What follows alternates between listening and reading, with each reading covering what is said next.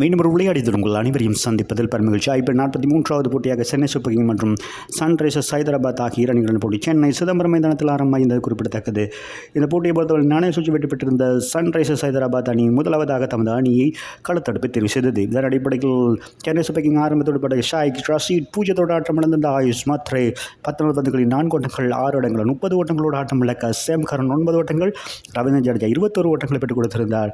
David பிரசஸ் 25 பந்துகளில் 4 ஓட்டம் 6 ஓட்டங்கள் 4 இடங்கள் 42 ஓட்டங்களை அதிகப்படியாக பெற்றுக் கொடுக்க சிவம் துபே 12 ஓட்டங்கள், தீபக் கூடா 22 ஓட்டங்கள், தோனி 6 ஓட்டங்களோடு ஆட்டம் இழந்ததோடு அனுஷ் காம்போஜ் குறைந்த ஓட்டங்களோடு ஆட்டம் இழந்து, நூர் அகமட் 2 ஓட்டங்களோடு ஆட்டம் இழந்த வேளையில் கலீல் அகமட் ஆட்டம் இழக்காத 1 ஓட்டத்தோடு இருந்த வேளையில் 19.5 பந்து வீச்சில் சகல விக்கெட்டுகளையும் 154 ஓட்டங்களுக்கு இழந்திருந்தது என்பது குறிப்பிடத்தக்கது. சென்னை சூப்பர் கிங் பந்து வீச்சு பொறுத்தவரை சன்ரைசர்ஸ் ஹைதராபாத் சார்பாக ஹர்ஷல் பட்டேல் 4 பந்துகளில் 28 ஓட்டங்களுக்கு 4 விக்கெட்டுகளையும், பேட் கமின்ஸ் ஜெயதேவ் உனத்கர் தலா 2 விக்கெட்டுகளையும், ஷாமி மற்றும் கமிந்து மெண்டிஸ் தலா 1 விக்கெட்டுகளையும் வீழ்த்தினர்.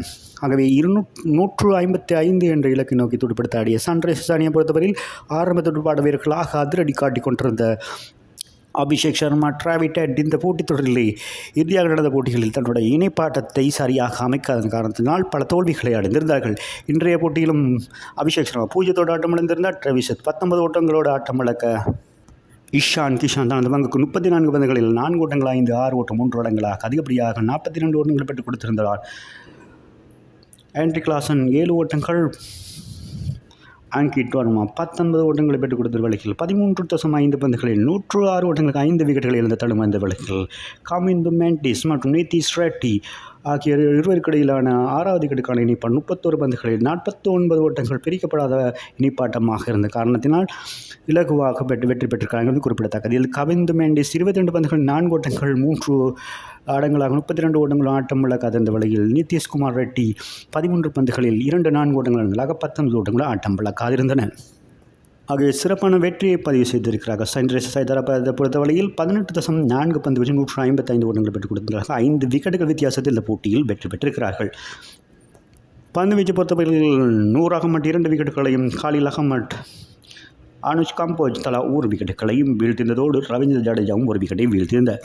சென்னை பந்து வீச்சாளர்கள் அவ்வளவு விக்கெட்டுகளையும் வீழ்த்துவார்கள் என்று எதிர்பார்க்க வேண்டுமெனில்லை. 5 விக்கெட்டுகள் மாத்திரமே வீழ்த்தியிருந்தார்கள் என்பது குறிப்பிடத்தக்கது. இந்த போட்டியில் சிறப்பாக செயல்பட்ட 4 விக்கெட்டுகளை கைப்பற்றிய ஹர்ஷல் பட்டேல் இந்த போட்டி நாட்டு நாயகனாக தெரிவான் என்பது குறிப்பிடத்தக்கது. அத்தோடு சன்ரைசர்ஸ் அணி மொத்தமாக 9 போட்டிகள் பங்கேற்று 3 வெற்றி 6 தோல்வி இடங்களாக இப்பொழுது 6 புள்ளிகளோடு 8ஆம் இடத்தில் இருக்கிறது.